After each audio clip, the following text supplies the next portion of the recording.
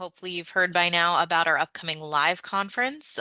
We are going to be hosting that in Orlando. This is going to be a 2-day professional development and academia training conference. We're going to have both on the schedule. So if you want to come and get some extra academia training, you can get that. If you want to do general professional development, the way we do with our keynote webinars, you can do that as well. And we are taking proposals. The deadline for that currently is April 30th, and you can either choose to present on just something that you would present on at other conferences related to higher education, anything professional development related. And if you just want to talk about how your center operates, including how you utilize academia, but also just any other information about your center that you would like to share, we are accepting proposals about that as well. And we are especially excited to now be able to announce our keynotes for this are going to be Corey Hammond and Michael Frizzell. So if this is something you're interested, we hope to see you in Orlando near our company's headquarters. It's going to be right next to Universal Orlando. Very convenient location, very fun time of year to be visiting Orlando. All the Halloween stuff's decked out. And I'm putting a link there where you can find out more about the conference, where you can see more about our hotel and our keynotes and our call for proposals and all that great stuff. All right, and now without further ado, I am going to go ahead and hand things over to Nick for the Tech Talk. Thank you, Rachel. Okay. So yeah, this is on the latest update. We've been doing quite a bit of updating lately this year, so it was about once a month, but just kind of wanted to share, some of those things. So like we've actually completed, just in the past, like, what has it been, 3 or 4 months? We've done about 130 requests, and we have a few more planned. We have a 9.7 update that'll be coming out sometime this month, I think. So we're definitely listening and trying to get those features added that you guys are looking to have in the software. So what are some of those things? So we added in this latest update event reservations. It was something that was there under, I think it was like activity reservations or something like that. But they're back, and they've actually had some enhancements added. So we've added the ability to clone events. There's also the ability to give a registration deadline so that students can only sign up to a certain point, and also a upcoming events dashboard widget that you can have shared with your students and staff, just so that they know what to be expecting, what's coming up, and you can do any kind of event, whether it's seminar or workshop. We give you different options in there to set those up. Some of the other features that were added is a new text message or SMS activity list. And that's basically just going to give you an idea of what communications have been sent out. And this could be user-to-user communications in case you're investigating an issue or something like that. Or it could be just messages that are being sent out through like normal processes like appointments, scheduling, and things like that.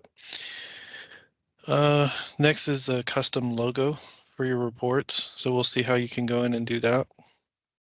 Instead of just using the Accudemia logo at the top of the reports, there's a way to customize your PDFs to have your college's logo or maybe center's logo. And then we have a new max daily appointment limit. So instead of just having weekly is what we had before, you can now say how many is the max appointments per day. And input validation for email templates. And we'll look at that and what that means exactly. So first thing is the events. Since that's a big module, I just kind of created a little workflow to kind of see how that goes. So, eventually, you're going to be able to track the event, but first you have to create it, set your deadlines for the event, provide details with presenter information, things like that. Next, you'll advertise that, and we have a few different options. So you can do an email campaign through the system. You can put that as a homepage widget for your students. And you can also advertise it on the engagement board. So there's several ways to do that. And then finally, we would set up a kiosk and start tracking the students for that event. So let's go ahead and take a look at this inside of Accudemia. Okay, so here we are. I'm logged in as an admin already. And we're going to visit, first we're going to visit the control panel under administration. And in there, where was I looking for? Here it is, event module. Okay. Yeah, I was looking for activity. In my head, I'm still thinking activity, but under campus here, we have the event module. So the reason why this is important is if you have this disabled, or heck, let's say you didn't want to use this feature and you wanted to disable it, you could come in here to disable this. If you do that, that menu item's just not going to show up, not going to be available for anyone. We do also have some other restrictions that you can set up. Like maybe you want to prevent students from registering to the events. Maybe you guys actually set up events that you want to track, but you don't want to have students registered. So you can basically block that from the students. And the other thing is enabling event registration for admins. So if you want admins to be able to register for an event, then you would enable that there. Because normally it'd be, you know, your students or tutors that sign up for that event. So, all right, so let me cancel out of that. Anything that you wanted to set though, you would go ahead and set that first. Let me see. Oh. All right, and then once I have that configured how I want it, we're gonna have a new section here that's called Campus. And we've got some of the things like engagement board, Booksmart, and now our events registration here. So in here, depending on your permissions, there's or your role. Like if I'm a student, I'm not going to have all the options that like an admin would have. So for instance, they wouldn't see the new event button. You know, if I select one, they're not going to be able to clone or edit these events. So, but if I needed to create one as an admin, I just go ahead and click the new. There are some requirements, so I do have to pick a category. So there's workshop, event, seminar. I have to give it a name.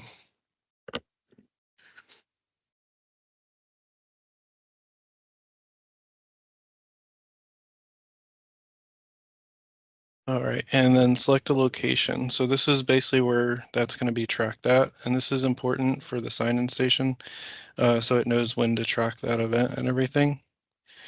So I'm going to use the Success Center in my example here. We're going to pick today's date. Actually, we'd probably be doing this in the future, so I'll do the 30th. And pick the time. Let's see, let's say 5 p.m. This is that new registration deadline. So basically, if it was on the 30th, maybe I want everybody signed up at least by that Monday, the day before. And the duration, so this is how long it'll be going for. Presenter.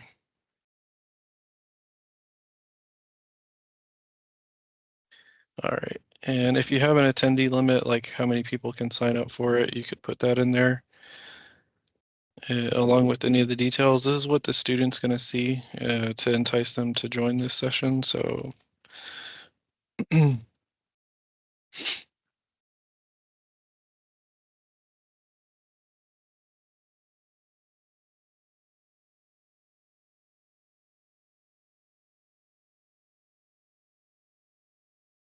okay, and this is if you want to allow unregistered attendees to also be able to sign into your event. So if you didn't have like a limit here, you could maybe even check that. But maybe because of the size of the room where it's going to take place, you might have that event limitation, and then just save. So you can see I've got my test strategy. And at this point, if I like that format and I just have like different maybe workshop categories that I'm going to do, then I could actually just clone that. And it's basically going to put the word clones here, but essentially I can just change the name to whatever that other workshop would be. So um,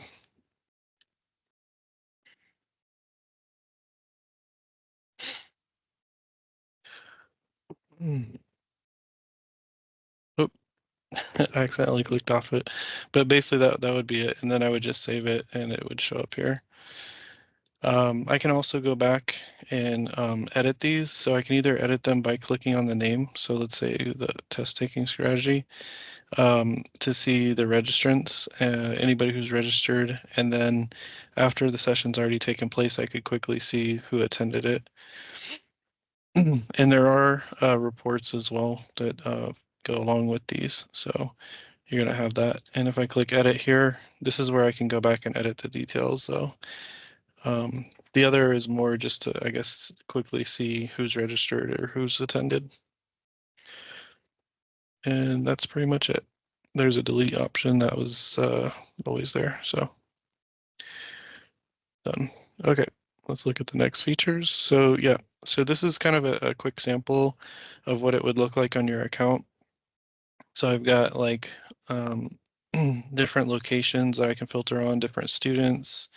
I could filter by course or activity, depending on if it's related to that, because sometimes you could have people send messages to each other in the system, like maybe there's a tutor and a student that are working together, so they're sending messages back and forth. So those wouldn't necessarily have a direct course associated with it, but there are some filters there for that. This is another thing, the custom logo. So it's going to look something like this. So if this was your report, basically you just have your logo right at the top, and we don't have the Accudemia logo anymore. Let's take a look. I'm going to just jump in the software to show some of the other things. All right. So to get to the text message log, it's under Administration Advanced Text Messages. And here I can see all of my messages. So here's a message that was sent, not because of a specific appointment or anything, just sent to a tutor. And you can see if I change this by location, say Skills and Tutoring Center, okay, they didn't have any, but if I go to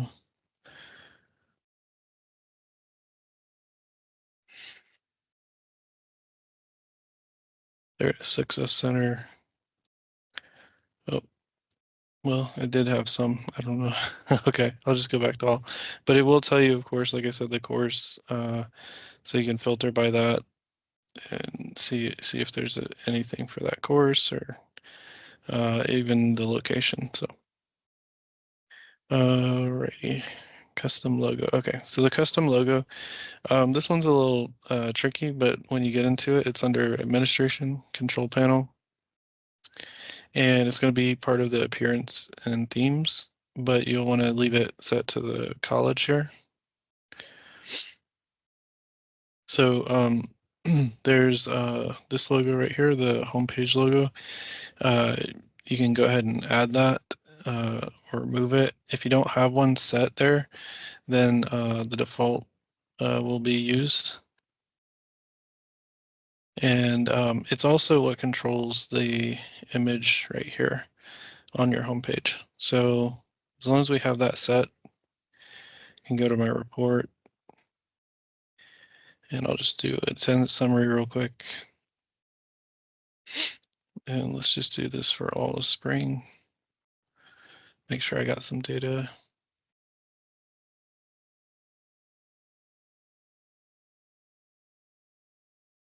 Okay, and here we go.